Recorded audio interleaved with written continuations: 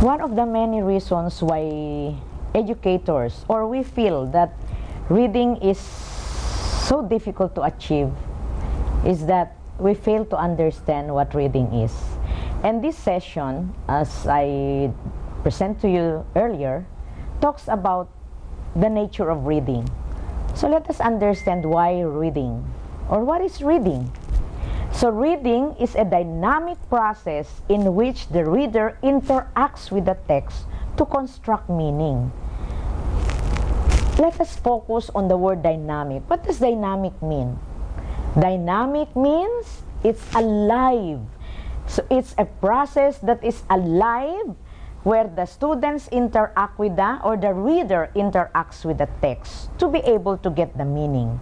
And inherent in that interaction with the text is the child's ability to activate prior knowledge and use different reading strategies and to adapt to the reading situation. What is the implication of that to us teachers? That it is important that we should be able to activate the prior knowledge of the readers so that they will be able to relate that to the text that they are reading. But in the classroom, what's happening in the classroom? Teachers or we just ask our students to open their book on page 5, let them read the stories and answer the questions on page 7. Where is that activating prior knowledge? How can our reader interact with the text when they don't even have any experience about the text? There are 5 alternative views about reading that, which were explained by reading experts. Number 1 is reading as a skill. Number 2, reading as a process. Reading as comprehension. Reading as development, and reading as a strategy. Let us talk about this one by one. The first one is reading as a skill. While readers' knowledge of language is recognized as an integral part of reading print, reading is viewed as a skill that is learned. In fact, reading is a unitary skill that we use to process text. So if reading is a skill, none of the learners can be categorized as frustrated readers because it is something that we can learn, something that we can develop, like cooking, driving.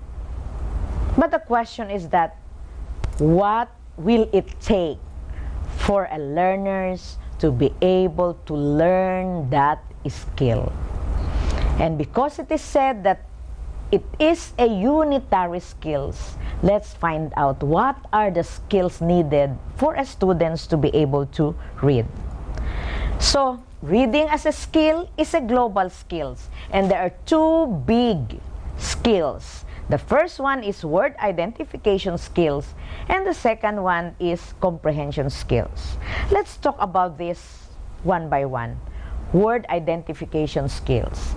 The first one is whole word recognition. So these are the words that we introduce through sight words. We ask our students to memorize the whole word. And this is the practice in the classroom. We keep on asking them, we provide them with drills. Beautiful, beautiful, beautiful, until they will be able to memorize the word.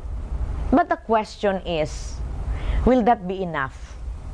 Will our students be able to memorize all the words in the dictionary, all the words in the text so that they'll be able to read the text? Definitely it's not, because it's just a pinch of the reading as a skill.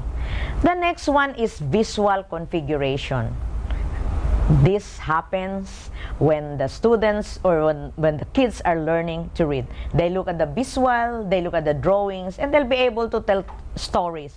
And all the while we're thinking that they are reading. See, I hope you remember your kids, you know, they look at the book, and even if the book is upside down, they look at all those visuals there and they say, oh, a grandmother is cooking, because there's a visual there that shows an old lady is cooking. We thought that it's reading, but it's just one of the skills. And actually, it's not yet reading per se. The students just put meaning to the visual that they saw. The third one is meaning association. So, they, you know, like, they know that this one, the visual, this, you know, like, this is McDo.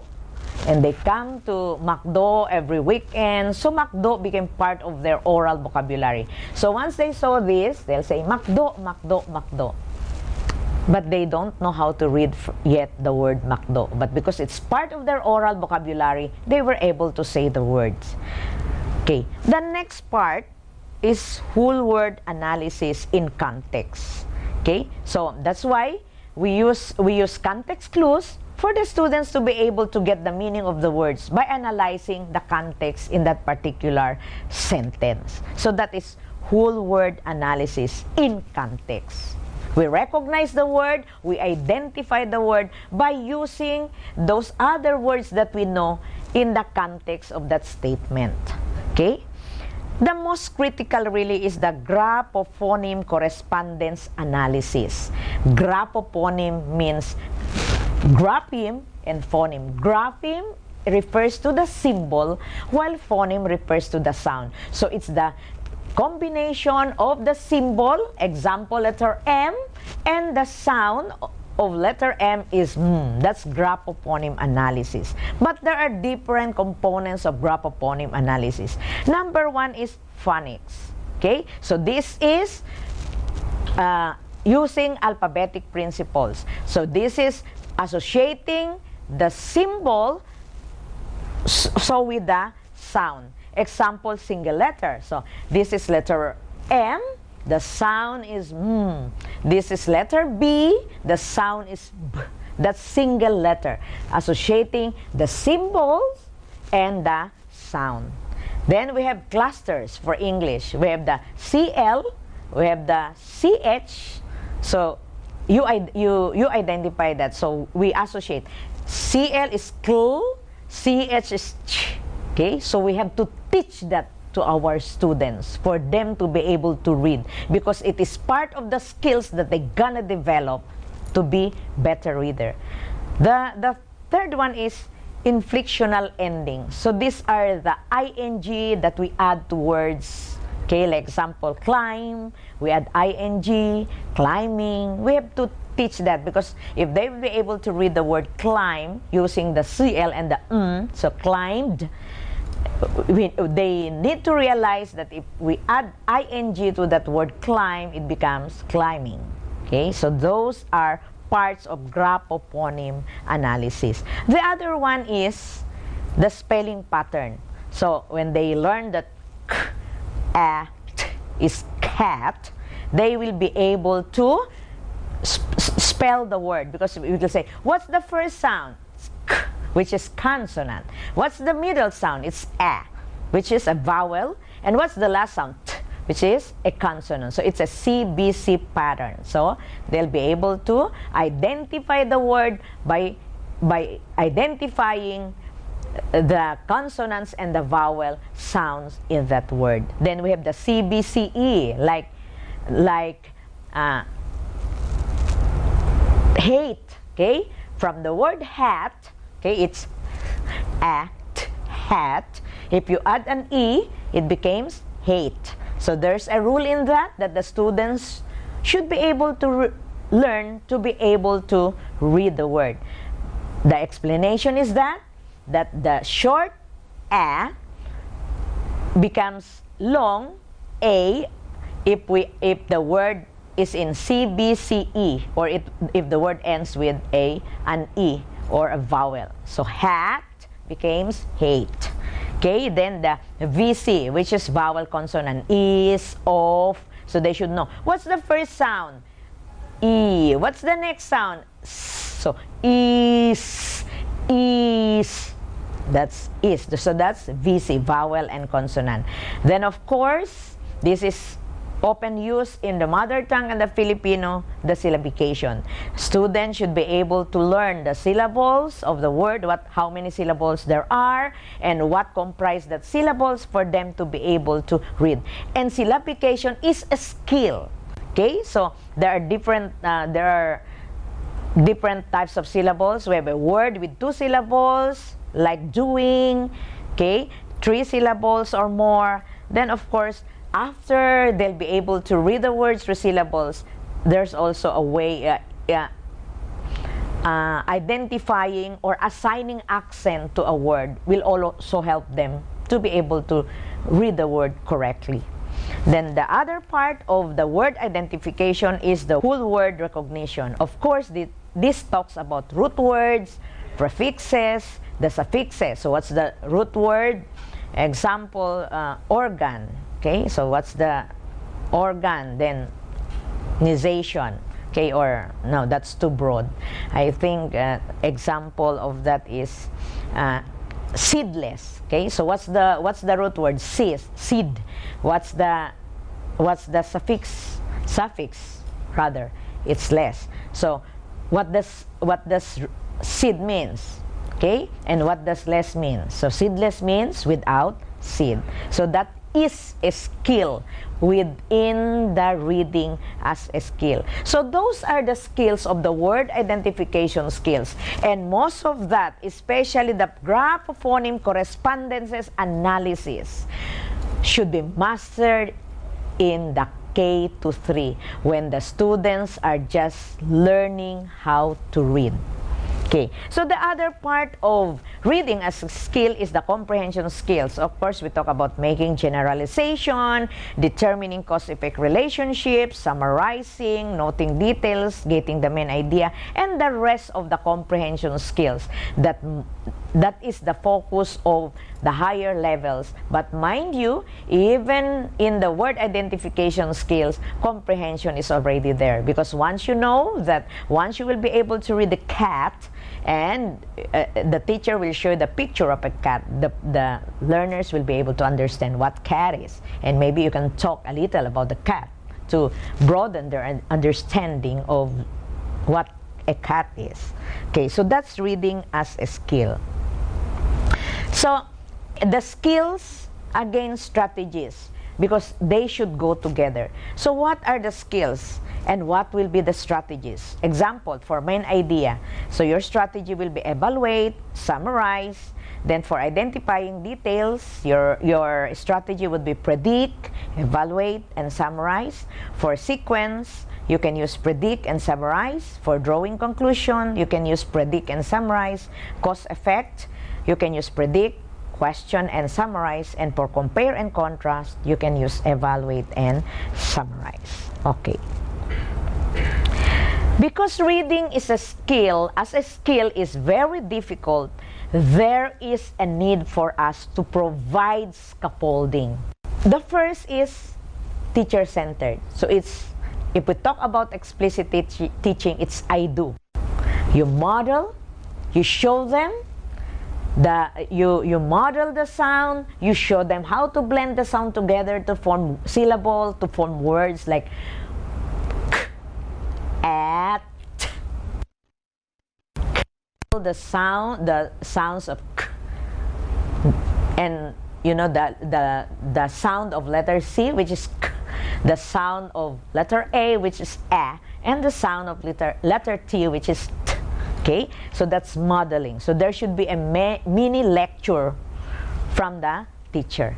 Then we have teacher assisted. So we practice together. We produce the sounds together. We read the word together. Then it could also be peer assisted. They can work with peer, and that is the we do part in the explicit teaching. And as soon as they master it, you allow them to do it by themselves. So that's you do. Explicit teaching, I do, we do. It could be with the teacher and with a peer, and you do, which is the independent practice. Okay, and in that way, it is already student-centered, where they apply the thinking strategies and the during independent reading strategies. Okay. The second one is reading as a process. Reading as a process is also known as the meaning-making process. So it provides an explanation of how reading happens. To construct meaning, readers draw on or sample the language information available to them. So they will apply every skills that they develop in learning how to read, and they will process all of that to be able to comprehend the text. It's the part. But, you know, if you just ask the students to open the book and they will just read and answer the question, will you allow them? Do you allow them to process? And what will they process if you did not provide them the basic skills for them to use in processing the text that they are reading? Okay? So, according to a language-based model of the reading process, for the students to be able to get the meaning, the students will predict.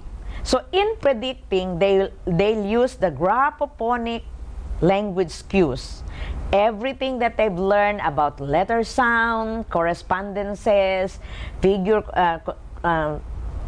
configurizing the elements that they saw in the text, okay? And then they confirm using syntactic language clues, because they know that this is the structure of the language, so they can say that, oh, this is really teacher, because it starts with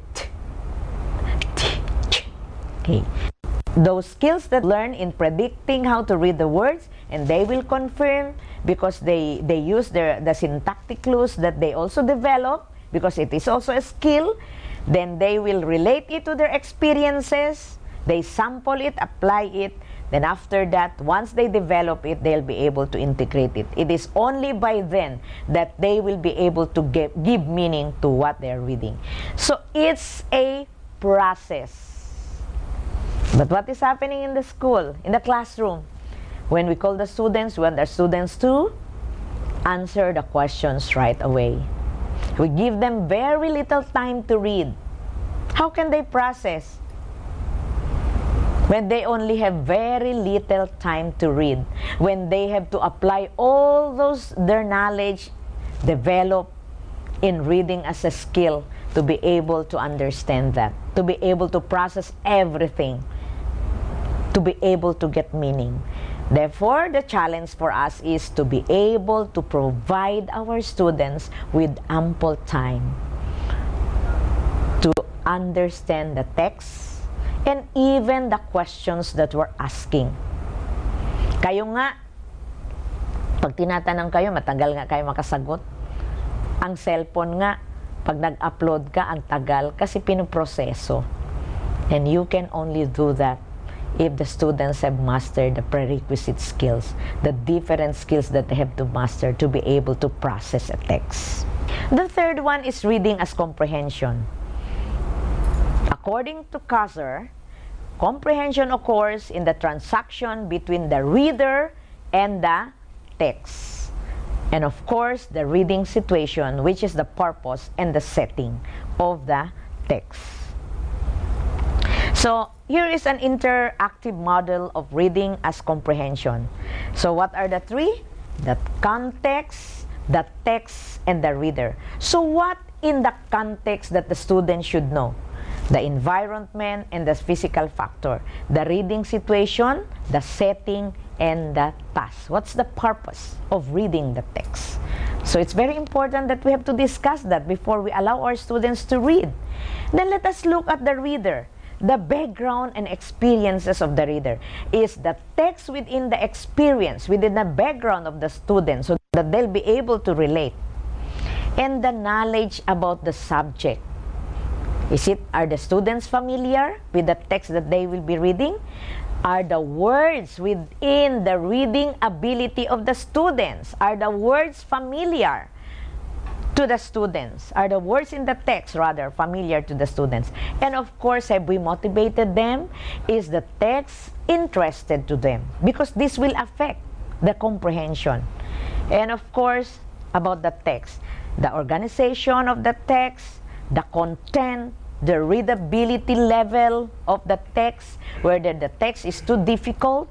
That's why Phil Erie talks about readability level of the text, that these are for grade 1, these are for grade 2, these are for grade 3, so on and so forth. Because the readability level of the text will greatly affect the reading ability of the students. Because the reading ability of the students should be matched with the readability of the text. You cannot give a grade 2 students with a text that is grade 6 who has the readability level of a grade 6, because it does not match, and it will affect the students' ability to comprehend the text. And of course, the author's purpose. What's the purpose of the author? And that's why there is a need for us to really do pre-reading activities, because it's in the pre-reading activities that the students will be able to put everything, the preparatory skills that they need to be able to better understand the text. So what are the factors that affect reading comprehension? Of course, in the reader. So what about the reader that will affect the comprehension? Number 1 is the script knowledge. Is the script familiar to the text? So there's no problem with us, because we use the same text in the mother tongue, in Filipino and English. Knowledge about the language. Okay, so this is where they use graphophoneme analysis, the syntax, and the semantic, and even the pragmatics. Okay, the deeper meaning of what they have read. Knowledge about the structure. Okay, they should know the structure of the language. And of course, the pragmatic system, how language is used in the real context. Okay, for text, what affects them is really the text structure. What kind of text? What is the vocabulary, the language, even the specific word choice. That's why there's a need for us to unlock the words of the text that they will be reading. How well text is written, the content, is it too difficult for the students? Are the words being used not within the reading ability, or the readability level of the text is too high for the reading ability? And of course, the intent of the author. For content, it talks about the purpose. What's the purpose of the author in writing the story? And of course, the setting and the character. So the fourth one is reading as development. Reading is an interplay of one's experience, the oral language, and the ability to interpret written symbols. Okay? As you look at the diagram, it's always with the experience. This is also what Anderson stressed in his schema theory, that the background knowledge, the experience of the students really will help them comprehend. So we cannot give them a text that is not within their comprehension, because it's developmental. It should start from experience, followed by oral language. They talk about their experience orally, and later on, when you introduce them to a written text, they will be able to develop and comprehend the text, because it is part of their experience and it's part of their oral language, or the many vocabulary that they have in their oral repertoire of knowledge. Okay. And this is the reason why we have the mother tongue, the Filipino, and the English, because it's the same experience that they talk about, that they develop, they talk about in oral. And once they'll be able to read, they will be able to relate all those experiences that they've shared orally into the written text. And it's the same experience once they know the second language, or the Filipino, for those whose mother tongue is not Filipino, they'll be able to relate that as soon as they have enough vocabulary in the oral language. They use the same experiences, talk about the experiences in the second language, or even in the third, once they have enough vocabulary. And it's the same experience, the same oral language skills that they will apply once they'll be able to relate those in the written knowledge or written text. So reading is development. It follows a system. There is no shortcut. They have to begin with experiences, use that experiences in the oral language, which will be discussed later once we talk about the big six. And the last one is reading as a strategy. Strategies are conscious, flexible plans a reader applies to a variety of texts. The use of strategies implies awareness, reflection, in interaction between the reader and the author. So the students reading that text should be interacting with the author, knowing about the character, knowing about the purpose of the author in writing that. Strategies do not operate individually or sequentially, but are interrelated and recursive. Meaning to say, the different strategies that you apply can be used all over again and again and interchangeably. Okay, the goal is the active construction of meaning and the ability to adapt strategies to varying reading demands. So what are the two basic strategies? We have the cognitive and the metacognitive strategies. So for cognitive, what are the different strategies that we use to develop our cognitive skills? We have the previewing, highlighting, outlining, taking notes, mapping information, rereading, finding key vocabulary. And these are the things that we do once we are reading. See? So we need to develop all those. We need to provide our students with ample exercises to be able to use previewing, highlighting, by asking them to, underline the words that you do not understand. Underline the words that give you the best meaning of what the text is trying to drive at. And of course, the skills, these are predicting, inferring, self-questioning. Okay, when you read, is my prediction correct? What gives me the idea that my understanding is really the one that the author would want me to understand? Okay, monitoring, clarifying, evaluating, summarizing, and visualizing. And these are critical skills for our students to be able to better understand what they read. So let us summarize. What are the 5 views about reading? Okay, and maybe before that we would be able to, shall we talk about reading? So what are the keywords about reading? That reading is what? A dynamic process. It's alive.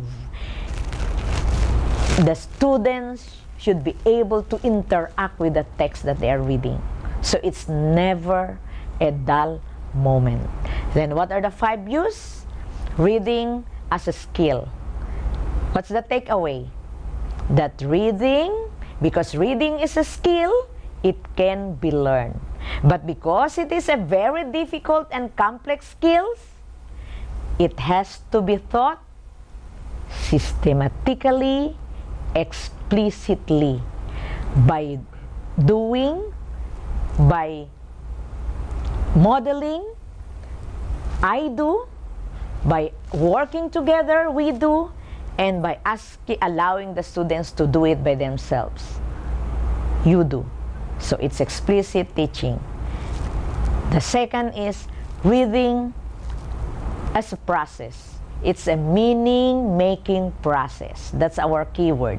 So allow the students, give students ample time to read and ample time to apply the skills that they've learned to be able to read. Next is reading as comprehension.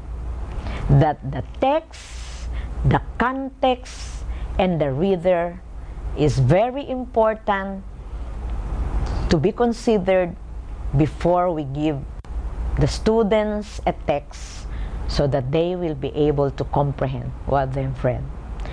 The fourth one is reading is development, that it should always start from where the students are. From their experience, move to oral language before they will be introduced to a written one, which will be further discussed in the Big Six. And the last one is reading as a strategy. And there are two big strategies that our students should develop: the cognitive and the metacognitive strategies.